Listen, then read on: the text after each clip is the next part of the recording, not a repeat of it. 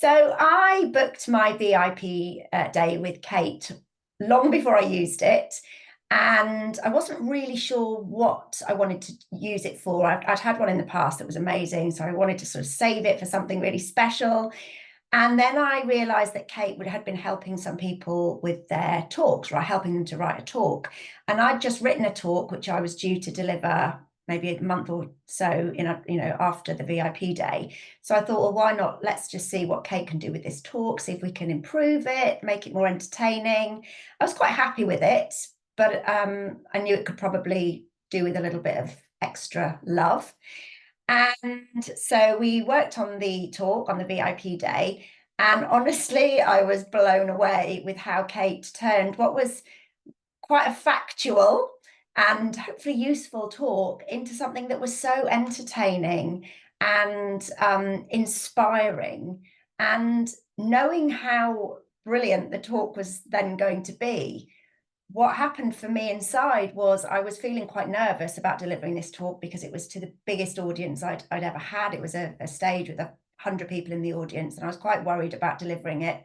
And having had Kate work on the talk with me, I almost instantly, all of those nerves turned into massive excitement. Like I just couldn't wait to get on the stage because I was so excited to share the wonderful words that we put together and the way Kate had helped me weave it into a bit of a journey. So yeah, my nerves were turned into excitement, which was a huge benefit because nobody wants to be waiting to go on the stage, absolutely quaking in their boots. The delivery, I just loved doing the talk, the feedback on the day, the number of people that came up to me to say how much they'd loved it and how much they'd enjoyed and how much they'd learned something from me, which felt amazing. And I had loads of signups on the day to my email list, my free lead magnet. And I've also been invited to speak on 2 more stages since that event, which feels amazing.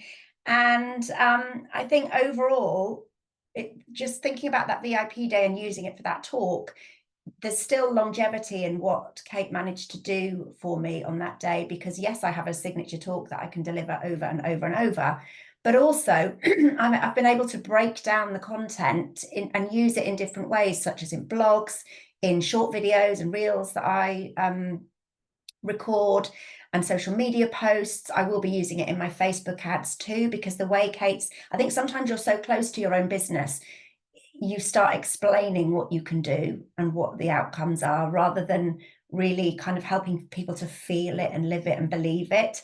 And so just the words that Kate helped me to bring out are going to be repeated over and over again, much more, making my marketing much more impactful, I feel. So thank you so much, Kate. I really, really loved my VIP day and experiencing even more of your magic. So I've worked with lots of people over the years on presenting and delivery and marketing, and it's all been good. But where I think Kate added even more magic or a difference is that she somehow she takes herself away from the practice. She does the practical stuff, but it's so much more than that, because when we're discussing how to put this talk together or what's going to happen next, she asks the right questions. She listens to what I say or what I want to get across. And then she literally goes somewhere. Her eyes move and she goes somewhere, and it doesn't take long, but she comes back with the perfect way of explaining what you want to get across. And I don't know where she goes or where she gets it from. Maybe that's the Kate magic, but it's almost like it's a washing machine. So you give her the stuff, she puts it in, it moves around a little bit, and it comes out all done. So that's the difference. It's practical, but it's also it's magical. It comes from somewhere else. And something else that I really loved is, when we had our discussion at the beginning of the day and threw some ideas around and things, we kind of brought a few things in, and Kate was just typing out her little notes as we were talking. And then by the end of the talk, magically, all of those things we've talked about have been somehow included, because I wouldn't really describe Kate as a really detailed person particularly. I feel like she's a bigger picture person, who's good at detail, but it's all about the bigger picture. But when it comes to designing a talk, there wasn't one bit of detail that hadn't managed to be included without it being all pernickety and kind of too detailed. I don't do well with detail either. It was kind of just a joy. It just kind of came. But then by the end of the talk, we would just have the last bit to sort out. And Kate was a bit like, oh, we still haven't managed to put that little really good gem in that we've talked about. And I hadn't even noticed we hadn't put that in. And then suddenly she went somewhere, she came back, and there it was, the perfect wrap-up sentence that brought it all together using that one thing that we hadn't yet included. So yeah, brilliant.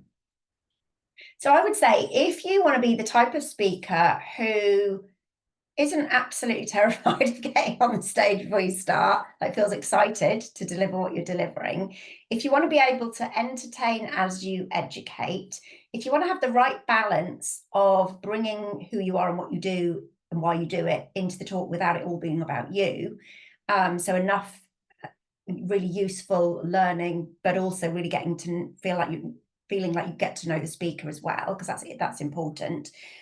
You want to be able to show your personality as well, so you're delivering it as you in a natural way, not like some stiff speaker on the stage. And you want to be able to make people feel like they want to take action, like sign up to your free thing or buy your thing or whatever it is you're offering on the stage. Then Kate is your woman.